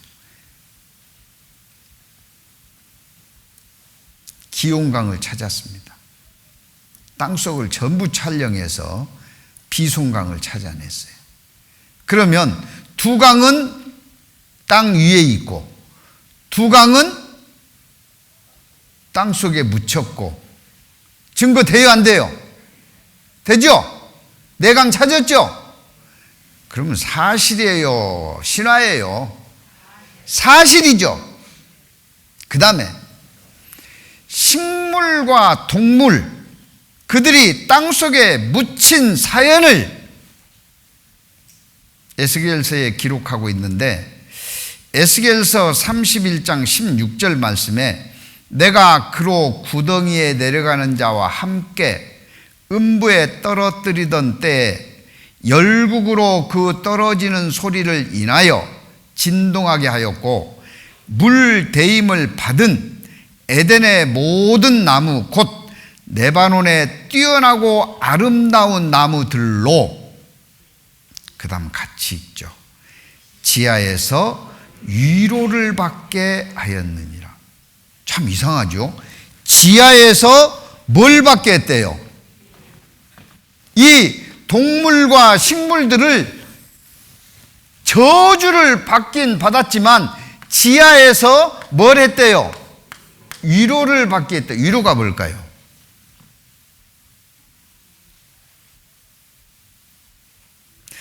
이들은 사람에게 뭐 하는 게 목적이었어요? 사람에게 쓰임 받는 게 목적이었습니다. 먹거리가 되든 놀이개가 되든 쓰임 받는 게 목적인데, 쓰였어요, 저주받았어요? 누구 때문에? 자기들 때문이에요? 아담 하와 때문이에요? 억울해요? 괜찮아요? 억울하죠. 그래서 위로했습니다. 즉 뭐하게 만들었다는 거예요? 쓰임받게 하셨어요. 그게 지하에 내려가서 어떻게 쓰임받게 됐냐면, 지하에 내려가서 보세요. 석유의 원료는 생물의 뭐다? 죽은 시체들이다. 사체다. 그게 석유가 만들어지는데, 그 사체들이 위에서 압력을 받고 밑에서 열을 받으면 어떻게 돼요? 석유가 된다는 거예요. 열과 압력을 받아서. 이해가 안 되면 집에 잡수시는 참기름, 들기름 생각해 보셔요. 참기름, 들기름을 참깨, 들깨를 가지고 어떻게 하면 돼요? 열로 볶아요. 그렇죠? 가열합니다. 그 다음에 어떻게 해요? 압착기에 넣고 눌러 짜면 뭐가 나와요? 기름 나오고 깻묵 찌꺼기 나오잖아요. 그죠? 동물과 식물들이 안에 들어가서 열과 압력을 받아가지고 쌓인 것이 석유고, 그것을 발굴한 것이 유전입니다. 그래서 위로를 받고 있어요. 전 세계 석유 매장량의 70%가 페르시아만 일대에 있습니다. 많은 사람들이 전 세계적으로 석유를 사용하고 있어요. 우리나라가 하루에 쓰는 석유 매장량이 231만 2천 배럴입니다. 63빌딩 하나에 해당하는 석유량을 쓰고 있어요. 어마어마한 양입니다. 그 석유를 어떻게 찾았냐? 성경에서 영감을 받았어요. 성경에서. 성서에서 개발 힌트를 얻었습니다. 출애굽기 2장에서 찾았습니다. 그 중에 아랍에미레이트, 제가 이 나라 일부러 가봤어요. 이 나라는 사막에 모래만 있는데 돈이 많기로는 어마어마합니다. 이 만수르, 아랍에미레이트 사람인데요. 이 사람 돈이 1000조가 넘습니다. 우리 돌아가신 이건희 회장 13조도 안 돼요. 게임이 안 되죠. 우리나라는 자판기에서 1000원짜리 음료 빼먹습니다. 좋은 동네 가면 700원 하더라고요. 근데 이 나라 만수르가 있는 나라는 자판기에서 뭐 빼냐? 골드바 빼요. 8,500만 원짜리 금덩어리 자판기에서 삽니다. 수준이 다르죠. 뭐 때문에 달라졌어요? 석유 때문입니다. 바다에다가 인공섬을 만들었어요. 두바이는 7개 에미리트 중 하나의 수도로 호화로운 도시로 유명합니다. 사막 한가운데에 있는 풍요로운 오아시스는 세계에서 가장 높은 빌딩인 부르주 할리파, 화려한 쇼핑몰, 그리고 엄청난 규모의 분수들을 수용하고 있습니다. 2000년대 초 에미리트는 부동산 붐을 겪고 있었습니다. 그 결과로 해안지대의 가치가 치솟았습니다. 곧 모든 해안선이 거주지로 바뀌었어요. 가장 좋은 부동산은 이미 선점되었고 해결 방법이 없는 듯 보였습니다. 육지를 새로 만들 수는 없잖아요. 그렇죠? 두바이에서는 불가능한 것이 없습니다. 한 부동산 회사가 해안을 확장하기 위해 더 많은 해안 부지를 갖춘 몇 개의 섬을 만드는 새로운 프로젝트를 발표했습니다. 원래 계획에는 야자수 모양의 군도 3개가 포함되었습니다. 팜 주메이라, 팜 데이라, 팜 제벨 알리였죠. 그리고 첫 번째 프로젝트만으로 해안선을 2배로 늘릴 수 있었어요. 얼마 지나지 않아 더 월드 프로젝트가 추가되었습니다. 이미 추측했겠지만 군도는 세계 지도처럼 보이도록 되어 있었어요. 완성된 후에는 디 유니버스가 추가될 예정이었죠. 태양, 달, 은하, 그리고 은하수를 상징하는 섬들이죠. 섬들은 개인주택, 빌라, 호텔, 워터파크, 쇼핑몰, 그리고 오락센터로 채워질 예정이었습니다. 오늘날 팜 주메이라 섬은 가장 잘 알려진 인공섬 중 하나입니다. 나무 줄기와 17개의 야자수 잎 모양으로 구성되어 있고 초승달 모양의 섬으로 둘러싸여 있어요. 프로젝트는 원하던 대로 65km의 해변을 추가했습니다. 현재 호화로운 휴양지 아틀란티스 더 팜, 수많은 쇼핑몰, 호텔, 공원, 빌라가 자리 잡고 있어요.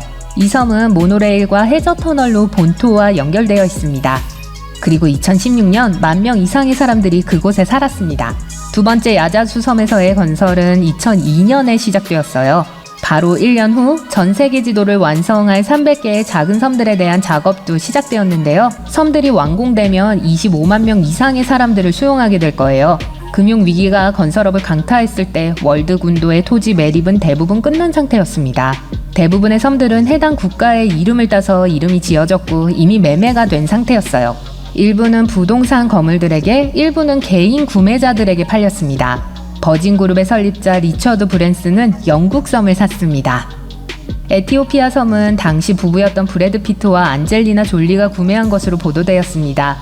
오스트리아의 한 부동산 회사는 유럽의 지도를 구성하는 6개의 섬을 구입했고 2020년 말까지 하트 오브 유럽이라고 불리는 새로운 호화 리조트를 개장할 예정입니다. 그곳에는 세계 최초의 인공비가 내리는 거리, 최초의 떠다니는 주택, 그리고 최초의 수중 호텔 등 몇 가지 놀라운 볼거리가 있을 거예요. 놀랍죠?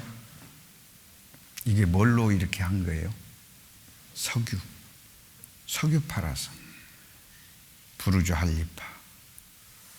어마어마한 빌딩을 만들고 옥상에다가 물 담아서 수영을 즐깁니다.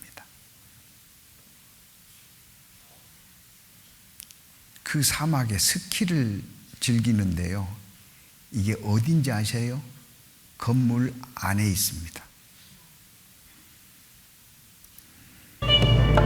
가진 자들이 많은 덕분일까? 두바이는 지난 50년 동안 아주 빠른 속도로 원하는 모든 걸 만들어냈다.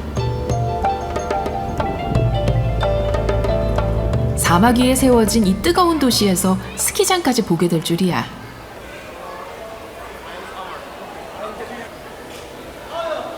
안으로 들어가 보니 장비 대여장 규모가 꽤 크다.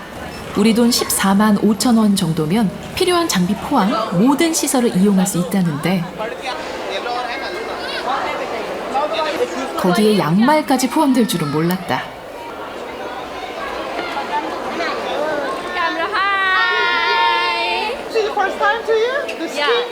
Yeah, I'm feeling very excited.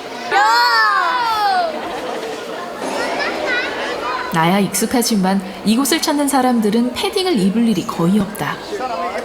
This the inside is a -4 freezing. Yes. When they come out, they call him Gucci. It's so cold. This freezing. 2005년에 문을 연 중동 최초의 실내 스키장. 사실 큰 기대를 하진 않았는데 막상 들어서니 생각이 달라졌다. 이 어디라고요?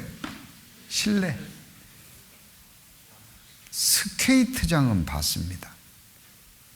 스키장입니다. 뭘로요? 돈. 무슨 돈? 석유판 돈. 그 정도가 아닙니다. 부르주 칼리파도 있고요. 이 보세요. 130m.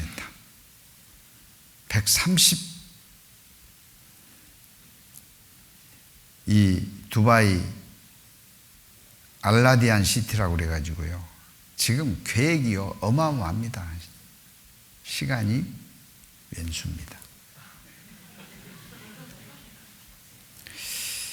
창세기 6장부터 9장까지는 대홍수에 대한 이야기가 기록되어 있습니다. 하나님이 만드신 세상은 하늘 위에 물충이 있어서 여호와 하나님이 땅에 비를 내리지 아니하셨고 비 내릴 필요가 없어요. 온도 가장 적당한 온도를 유지하고 있으니 안개만 땅에서 올라온 지면을 적셨더라. 동식물들이 사는데 최고의 환경을 만들었습니다. 그런데 문제는 아담 하와 범죄한 이후 자손들이기 때문에 보세요. 사람이 땅 위에 번성하기 시작할 때 그들에게서 딸들이 나니 하나님의 아들들이 사람의 딸들의 아름다움을 보고 자기들의 좋아하는 모든 자로 아내를 삼는지라. 자기들의 좋아하는 모든 자로 아내를 삼아요. 그가 기혼자든 미혼자든 상관하지 않습니다. 죄가 만연해지면은 어디까지 가냐면 성윤리가 무너져요.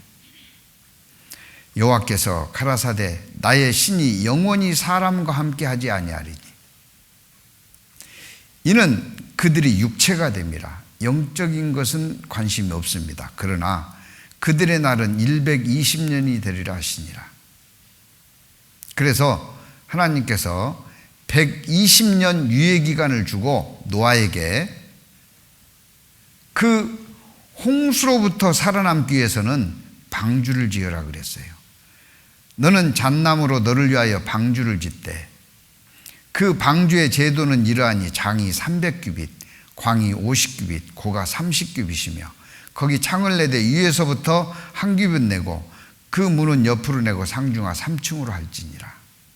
노아는 하나님의 말씀대로 방주를 만들었습니다.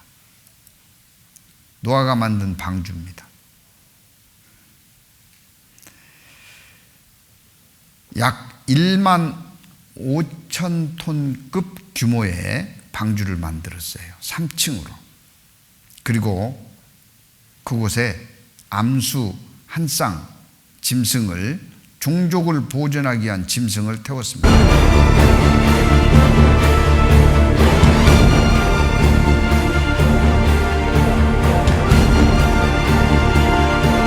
새들이 먼저 오니까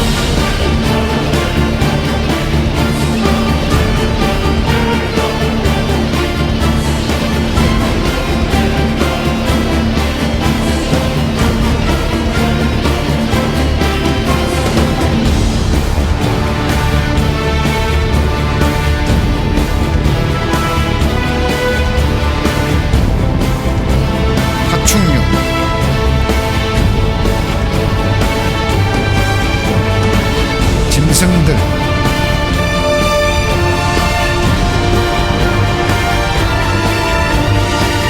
방주에 태웠습니다. 그리고 비가 내리기 시작합니다. 노아 600세 되던 해 2월 곧 그달 17일이라 그날에 같이 읽습니다. 큰 기품의 샘들이 터지며 하늘의 창들이 열려 40주야를 비가 땅에 쏟아졌더라. 기품의 샘, 화산 폭발입니다. 화산 폭발하면 가장 많이 나온 게 수증기고요, 물입니다. 그리고 그게 은결 핵의 역할을 해서 하늘에 창을 열었습니다. 비가 쏟아지기 시작했던 겁니다.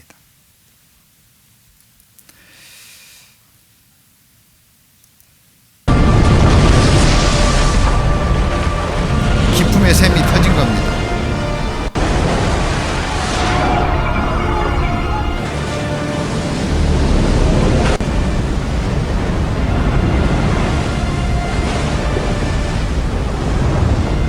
땅에 있는 모든 것이 죽었습니다.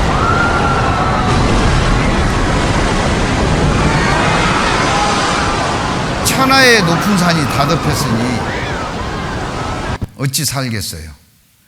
천하의 높은 산이 다 덮였습니다. 물이 불어서 15규빗 오름에 산들이 덮인지라. 이때 노아의 가족만 살았습니다. 그들은 전에 노아의 날 방주 예비할 동안 하나님이 오래 참고 기다리실 때에 순종치 아니하던 자들이라. 방주에서 물로 말미암아 구원을 얻은 자가 몇 명뿐이니 같이 읽어볼까요? 겨우 8명이라. 노아의 세 아들 셈, 함, 야벳, 네 사나이들의 아내, 네 여인이 있었습니다. 8명입니다. 그 8사람 외에는 다 무시했어요. 그리고 다 죽었습니다. 이게 사실입니다. 그렇다면 그 물은 어디서 왔고 어디로 갔느냐? 그 많은 물. 지금 과학자들이요, 대기권에 있는 물을 다 짤순에다 넣고 짜면 지표를 얼마 덮을 것인가가 계산이 끝났습니다. 얼마 덮을까요? 2.5cm입니다. 그러니까 노아의 홍수를 이해하려고 하지 않는 겁니다. 그런데 보셔요. 어디서 왔느냐? 하늘 위에 물충이 있었어요, 없었어요? 하늘 위에 물충에서 왔어요. 하늘 위에 물충. 지구를 온실처럼 감싸고 있었습니다. 하늘 위의 물충은 지구를 마치 인큐베이터처럼 이 아이가 엄마의 태 안에서 살았던 환경하고 똑같이 만들어준 게 인큐베이터잖아요. 제가 2005년도에는 이런 모습이었습니다. 영국의 에덴 프로젝트라는 에덴 동산을 복원하는 그런 거대한 꿈을 가지고 공사가 재개됐고 완공됐다 그래서 보러 갔어요. 가서 보니까 사실은 아무것도 아니었어요. 온실 만들어 놓은 거예요. 온실. 최적의 온실. 세계 최대 온실 식물원 에덴 프로젝트. 영국의 끝부분입니다. 제가 런던에 있었는데요. 차로 5시간 운전해서 가서 보고 왔습니다. 이거예요, 이거. 세계 최대 식물원. 온실을 만들어 놓은 거예요. 지구 전체를. 대기권이 투명 수막으로 지구가 보호되어 있었기 때문에 막 1m짜리 잠자리가 나온 겁니다. 그래서 인간의 수명도 900살 가능했고요. 그 물층이 노아 홍수전 하늘의 물층 존재했는데 다 쏟아져 내린 겁니다.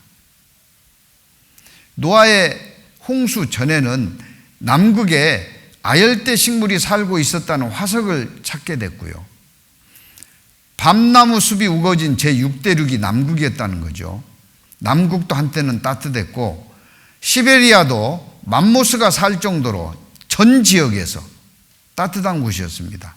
소련 야쿠츠크 세계 최대의 석탄이 나오는 탄광인데 석탄은 뭐가 되느냐? 고사리가 원료입니다. 고사리가 자라서 석탄이 돼요.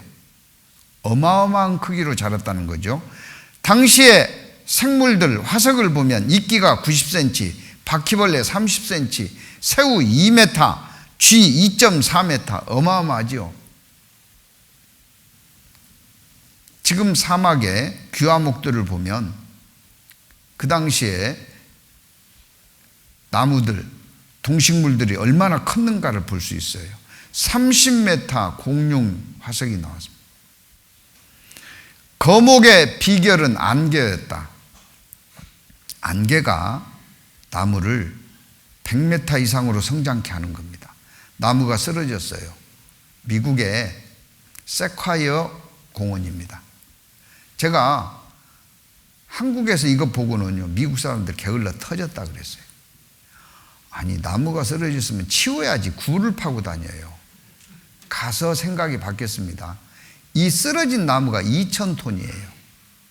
그러면 10톤 덤프트럭 몇 개 갖고 가야 돼요? 200개를 갖고 가야 돼요. 이거 해체하려면 중장비가 얼마나 동원돼야 돼요? 산이 다 훼손됩니다. 차는 다녀야 되겠고 굴 판 것이 최선이었어요. 가서 보니까 이해가 되더라니까요. 가장 거대한 나무 자이언트 세콰이어 한 그루로 목조가옥 80채를 지어 그랬어요. 여기요 빨간색이 접니다요. 보이셔요? 이 어마어마한 나무 이게요 수두로 갑니다. 이 조여요. 비슷하게 생겼죠? 2010년입니다. 질비하게 있어요. 질비하게. 하늘에 물층이 있었다는 증거고 하늘 아래 깊음의 샘이 있습니다. 지금 우리가 살고 있는 육지의 물의 3배 이상 땅속의 물이 많은 겁니다. 그게 온 세상을 덮었습니다. 각 나라에 설화들이 있는데요. 바벨론, 그리스, 인디아, 북아메리카, 남아메리카, 태평양 전 세계 200여 민족 홍수 설화가 전해지고 있습니다. 우리나라도 가정 백방 기륭 비결이란 책에 나아가 있었고 1조 방주하야 방주를 만들어서 생활지의 일가 팔구라 자기 가족 8사람 살렸다 그랬어요. 똑같은 내용입니다. 괴물이 아닙니다. 물고기 2마리가 화석이 된 거예요. 큰 물고기가 작은 물고기 먹고 죽었어요? 먹다가 죽었어요? 어째 이런 일이 있어요? 이게 한두 마리가 아닙니다. 기상격변입니다. 오늘 저녁에 산 고기 끼워서 땅에다가 잘 묻어보세요. 화석 되는 거 안 됩니다. 노아 홍수 같은 조건이 아니고는 화석이 있을 수 없어요. 전 세계 어디를 가나 똑같습니다. 어떤 분들은 물이 다 섞여버렸으면 물고기 다 죽어버렸겠다. 아닙니다. 깊이에 따라서 농도가 달라요. 깊은 곳은 농도가 진하고 낮은 곳은 농도가 낮으니까 민물고기가 충분히 살 수 있다는 것이 과학적으로 입증이 됐고요. 그 다음에 절대로 섞이지 않는 바다들이 지금도 존재하고 있습니다. 완전히 달라요. 안 섞여요, 물이.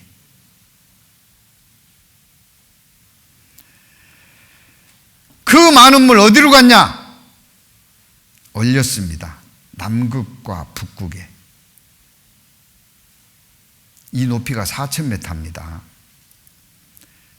여호와의 말씀으로 하늘이 지음이 되었으며 그 만상이 그 입기운으로 이루었도다. 저가 바닷물을 모아 무더기같이 쌓으시며 깊은 물을 곳간에 두시도다. 바닷물을 모아 무더기같이 4,000m 쌓아놨어요. 빙산입니다. 깊은 물을 곳간에 두시도다. 어디 곳간이요? 남극과 북극 얼음이 녹아버리면 쌓아놨는데 60m 상승합니다. 20층 높이, 자유의 여신상 허리춤까지. 그러면 대부분의 섬들은 잠깁니다.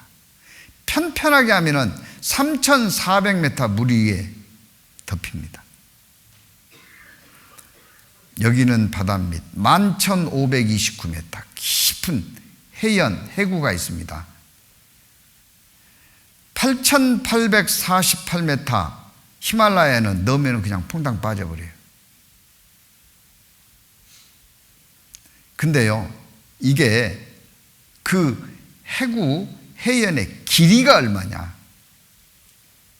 놀라지 마십시오. 2,500km입니다. 그 창고 골짜기가 2,500km. 어마어마한 물을 가둬놨다는 거예요.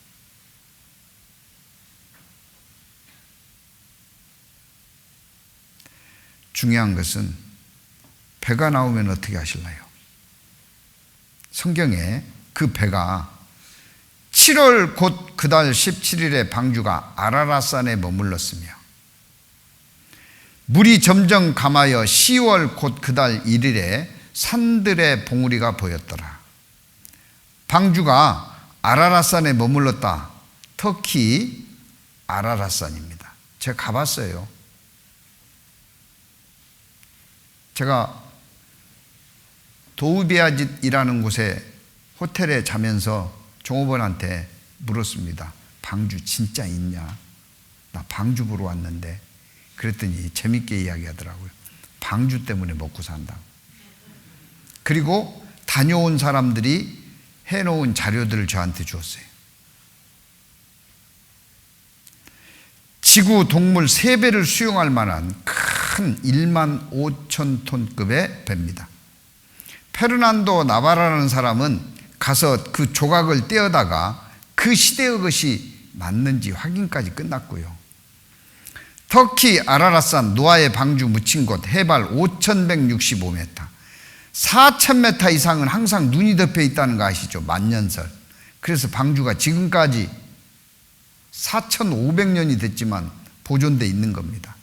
항상 눈에 덮여 있음을 위성사진으로 확인할 수 있고요. 가끔 눈사태가 나면 노출됩니다. 그 노출된 장소를 인터넷에 공개해 놨어요. 누구든지 확인하라고. 노아의 방주는 뭐였다? 사실이었다. 성경 속 노아의 방주 추정 구조물 발견했다. 노아의 방주 아라랏 산정 얼음 속에 있다. 노아의 방주는 실제로 있었다. 사실입니다. 이 저예요. 아라랏산이고요. 2005년 8월 3일 얼마나 더운지 밀짚 모자 쓰고 슬리퍼 신었습니다. 아니,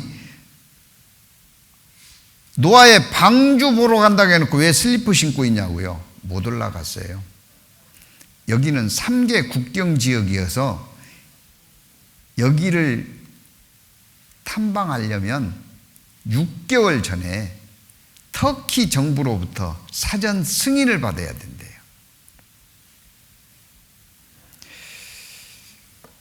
독산성 올라가듯이 맘만 먹으면 올라가는 데가 아니었습니다. 그래서 저는 못 갔고요. 승인 받아서 팀을 구성했습니다. 노아스 아크 탐사대를. 그래서 그들이 2003년부터 계속 찾았어요. 드디어 2010년 4월에 방주를 찾아서 들어갔습니다. 그리고 기념사진 인증샷 찍은 겁니다. 방주 내부입니다. 있어요, 없어요? 있어요, 없어요? 사실이에요, 신화예요? 7개 공간을 들어가서 확인했습니다. 서프라이즈에서 노아의 방주, 사실이란 내용이고요. 성경 속 노아 그들이 우리나라 다녀갔습니다. 방주가 아직까지 남아있을까요? 신학자와 탐험가들 사이에선 노아의 방주가 터키 아라랏산에 남아있다는 주장이 꾸준히 제기되고 있는데요. 20여 년간 노아의 방주를 연구해온 홍콩의 노아 방주 선교회 탐사팀이 한국을 방문해 노아의 방주 내부라고 주장하는 영상을 공개했습니다. 이들이 직접 갔다 와서 각 나라를 순회하면서 자기들이 직접 보고 수집한 자료들을 확인시키고 있는 겁니다. 자, 신화예요, 사실이에요? 사실이죠? 2개 맞으면 사실 아니고 3개 맞아야 사실입니까? 2개 맞아도 충분히 사실입니까? 충분히 사실이에요. 요거 하나 더 보면 시간이 오버되니까요. 이건 스킵이라고 합니다. 건너뛰겠습니다. 성경에 증거들이 있어서 사실입니까? 진리이기 때문에 증거들이 있는 겁니까? 진리이기 때문에 증거들이 있어요. 성경은 사실입니다. 아버지의 말씀은 진리입니다. 진리를 알지니 진리가 너희를 자유케 하리라. 우리가요, 이 성경이 진리라고 하는 믿음을 가지고 있으면 이 성경을 통해서 나를 살펴볼 수가 있어요. 병원에 가서 건강검진하는 것처럼 나는 하나님 앞에 어떤 존재인지. 오늘은 과거의 증언을 살폈습니다. 내일은 성경에 기록된 예언들이 성취됐는지 아닌지 예언을 살펴보도록 하겠습니다. 기도하시겠습니다. 사랑과 자비가 풍성하신 아버지 하나님, 고개 숙인 모든 분들 그 심중에 성경이 진리이며 사실이라는 올바른 믿음을 갖고 계속해서 말씀을 배울 수 있도록 하나님 도와주시기를 간구드립니다. 진리 안에서 하나님 앞에 한 사람도 버려지지 않도록 모두가 구원받고 남은 생에 천국의 소망을 가질 뿐만 아니라 참된 행복을 누리며 살아가는 자 될 수 있도록 은혜와 자비를 베풀어 주옵소서. 계속해서 말씀을 배우기에 회방거리 없도록 불꽃 같은 눈으로 지켜주시고 모든 걸음 인도하여 주옵소서. 저희를 언제나 사랑하시는 우리 주 예수 그리스도의 이름으로 감사하며 기도드립니다. 아멘. 수고하셨습니다. 안녕히 돌아가십시오.